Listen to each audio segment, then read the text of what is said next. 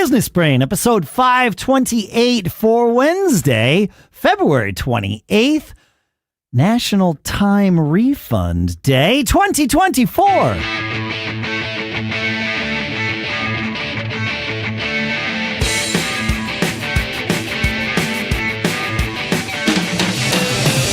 Greetings, folks, and welcome to Business Brain, the show where we take an idea or three, we analyze it, we dissect it, we discuss it so that we can each tune our business brains a little bit more every single time we get together.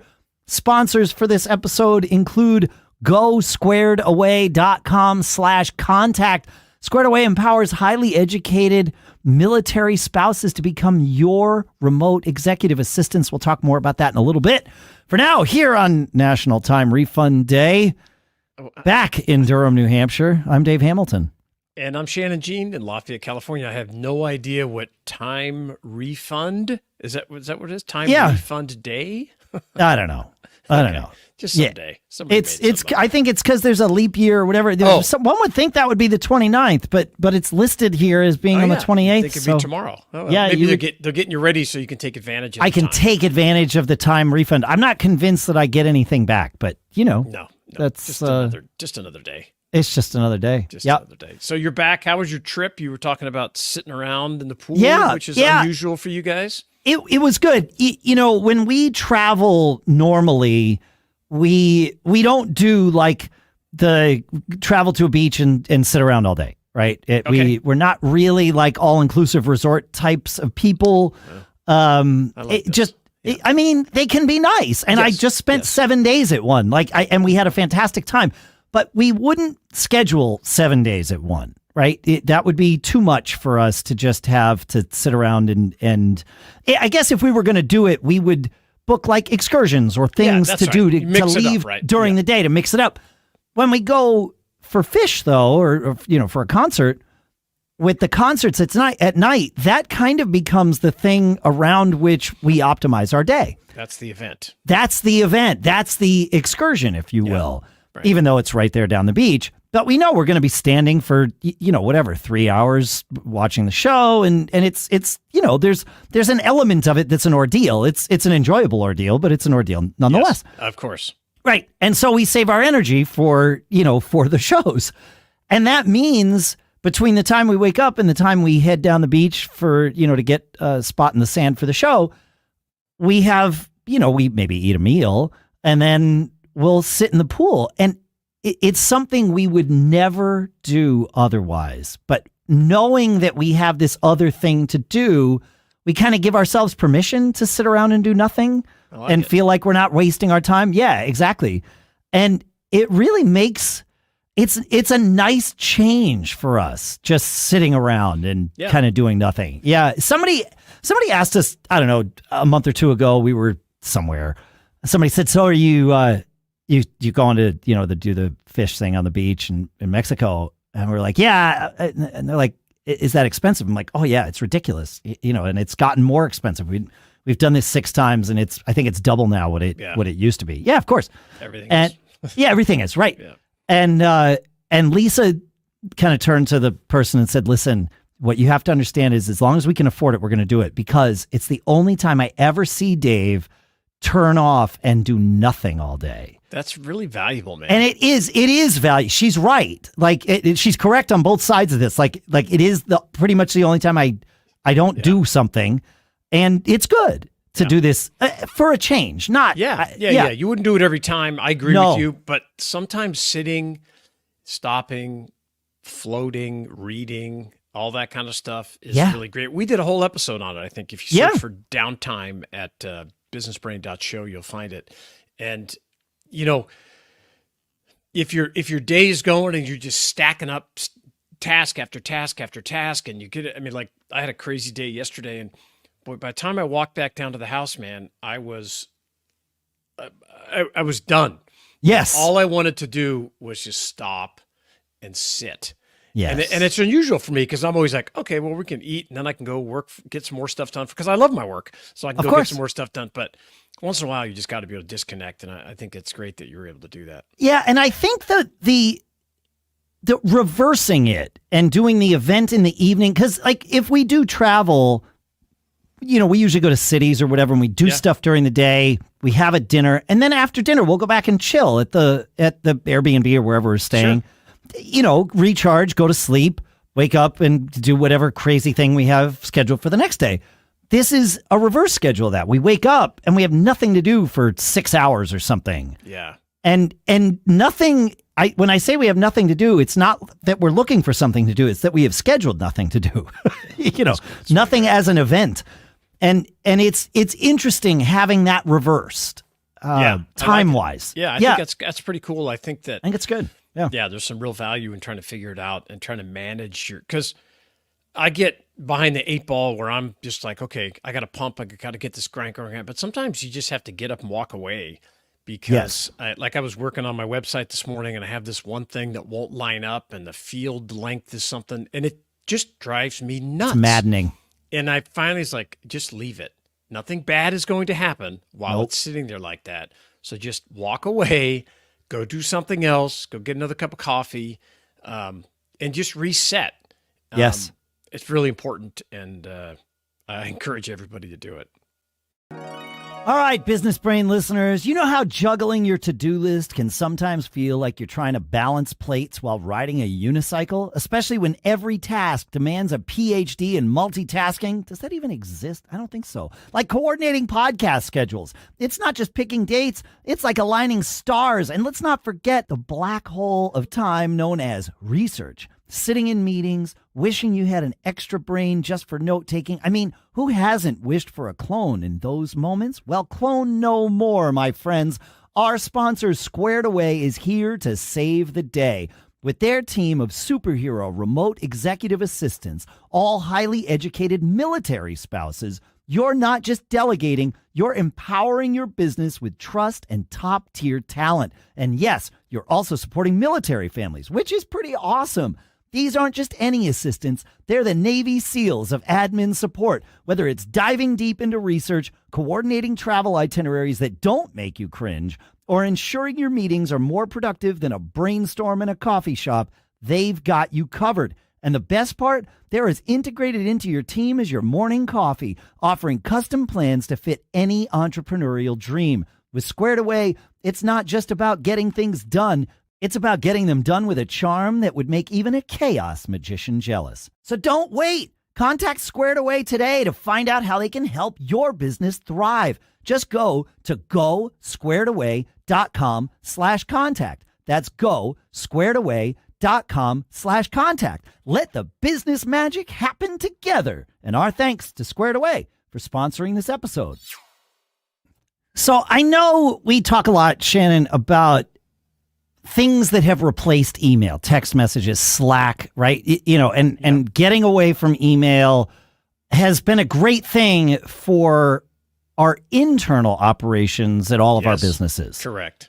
However, we still very much use email for external business operations. Yeah. And really, it is the only electronic, universal electronic communication mechanism through which you can actually send meaningful data. I know there's SMS, but that's crap. Well, right? it's still the different. King. Yeah, and it's still the king of email is king. Yes. You're converting, you want people to connect with you. We talked about cult marketing last week. You want to try to start building that connection. If you've got social media followers, you want to convert them to your email list because that's the only thing you control. Because you're on these social platforms. Doesn't matter how many followers you have. You could lose that. You don't own that. You don't own it. No. Yeah. So having a great email strategy is important. And I'd love to just talk about newsletters. What I think makes a great newsletter. I've written them my whole life for every business that we've had. I've done terrible at it in many, many ways. No, you taught me. You were the first person. Well, let me rewind a little bit. I'll get back there. Yeah. When we started the Mac Observer, we decided we needed to not have our personalities involved. This was a huge mistake, by the way. But we were looking at, there's all these like amateur publishers out there, we need to put on a better face than that. So let's be more like the New York Times, right? You know, and right. Yeah. I mean, this is not a terrible model to follow, right? You know, proven. And let's just, we can offer analysis and observations and all of those things and news, but let's leave us out of it. And then I saw your newsletters with MacResQ. I think it was MacResQ. Yeah. And you know, this was, I forget, you called it Shannon something. Ira Feigelman at Outpost did the same thing with Ira's picks or Ira's weekly thing. And I was like, wait a minute. I know that, like, I knew you were the owner of MacResQ, or at least one of them, and but Ira was an employee over there at Outpost. I'm like, wait a minute, there's more to this, and that really was what caused us to rethink things at Mac Observer and allow our personalities to shine through, which was absolutely the right move. Yeah. So I think you've always had a sense for the right way to do a newsletter. Well, I enjoy writing. I'm better at it now because I have AI grammar checkers helping me along the way. That always held me back. So if you're, we're going to talk about writing here. If you're not comfortable writing, or you're worried maybe one of your people writing something, get Grammarly as a writing companion. Yeah. And there's another one called Hemingway I'm hearing good things about, but I think there's different ways to do it. And I believe your comment about personality is, I think, spot on. But you also need to recognize there are certain people that won't like it in your, a percentage of people in your subscribers or whoever you do won't like it. So you have to give them a way around it. And the way around it is to build the newsletter structure to where in the beginning, the first thing they should see, especially if you have a lot of text, if you're just sending out pictures, which I don't think is a good thing to do either, product pictures and that kind of stuff, and buy me, that you don't need this. But if you're going to try to connect with your customers on a deeper level, you need to give them the, what do you call it? The TLDR. And you just do that in the beginning. You just have some bullet points. Here's what we're going to talk about today. And the first thing, because I would write it, and I called it my monologue. I just wrote a monologue, something I was talking about that may or may not, more likely may not have been related to anything we were going to, technical tips or product sales. It was just you remember Dawn from Small Dog. From Small Dog. I knew who you were talking about before you said the company name. Yeah. And it's because she did the same kind of thing. Yeah, he did. He had this thing Dawn did. Dawn also took it over, though. Yeah. She did. That's after the fact. Right. So, And Dawn had his thing. He called it his Soapbox. So, and you knew, now he went a different direction. I didn't think it was the best way, the political thing, but at least he said, hey, I'm on my soapbox now. And at the end, he would say, stop soapbox. And now I go on to these other things. Yep. But letting your people know up in the beginning, it's like, okay, here are the 5 things we're going to discuss today. Shannon's monologue, this technical tip, this product solution, and these are the items on sale, whatever. Because they can look at it and go, I'm not interested in any of that. Delete. Correct. You value their time. You're not like, you got to read through everything. People aren't going to read it. No, they're gonna look it over and scan it, and they're gonna look for things that catch your eye. And I would say, especially in this day and age, short chunks of text are very important. Two maybe 3 sentences per paragraph. Yes, that's it. Yes. Yeah, and then maybe an image or a graphic or something and what you're doing with those sentences, every sentences you're trying to buy the next line. You're trying to buy their attention to go to the next sentence. That's the way you should think about it. It's, why should they read it? Okay, you can tell your story in the monologue, and I just kind of had a rambling time. We just tell stuff about what was going on with my family or whatever.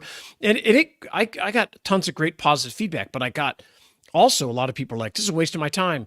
That's when I added the bullet points, and we hyperlinked it so they could just skip past my monologue if they wanted and go down the page to the product specials or whatever they want. So you're trying to, you have one newsletter, but you're chunking it up to try to get it in a format that attracts most people or is useful to most people. And so each of those sentences that you're typing should really serve a purpose after your monologue where you can mess around.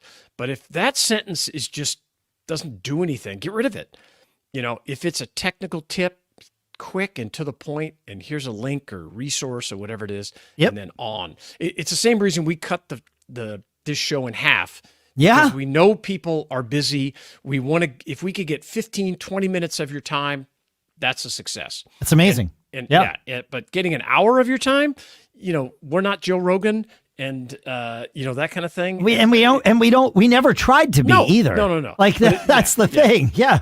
So I love, breaking it up. I think, as you know, I'm a huge fan of stories. I love stories. And when I say that, outside of your monologue, you could tell a story about the product, or maybe the story is a comment you got from a customer, how a product changed their life or saved their data if you're a data, but something that connects other than this thing's on sale, because everything is on sale. Oh, well, understanding that your customers may not agree that there's a difference between for sale and on sale. Oh, that's true. That's a good point. Right? Yeah, especially if all you're ever doing is telling people, hey, there's a discount. There's a discount. There's a discount. It's you're training them. Yes. Yeah. Yep. Yeah. So I always try to sell value. I constantly tell people and clients that I work with, raise your prices. You need the whistle, the workhorse, and the whale. And if you don't know what that is, go up to businessbrain.show and search for that term. You don't even have to. We'll put a link in the show notes. Yeah. We did a great show about that. Those three product types. So, and speaking of the show notes, and very timely here, given the subject of this, go to businessbrain.show and sign up for our newsletter. The one thing that you will get consistently from us are the show notes to every episode, which include all the links to the things that we've talked about. So you don't have to go search. You don't even have to remember to go search, because that in your inbox is a copy of the show notes. You can just click it right there. Yeah. So if you're in the car, like or on my phone listening, I'm treadmill, whatever. Yeah. Whatever you do. Yeah. So I like using story as much as I can. You can't be this long rambling thing about every product, but it could be just a couple of sentences about, thing. Yeah. And I like, if there is a longer story, put a link there and push them to a blog post. Right. And so the people that want that additional story about how this product does X, and we can give you 5 different ways it does Y. Start them off, get with the hook, and go. But the hook is important. You want to get their attention.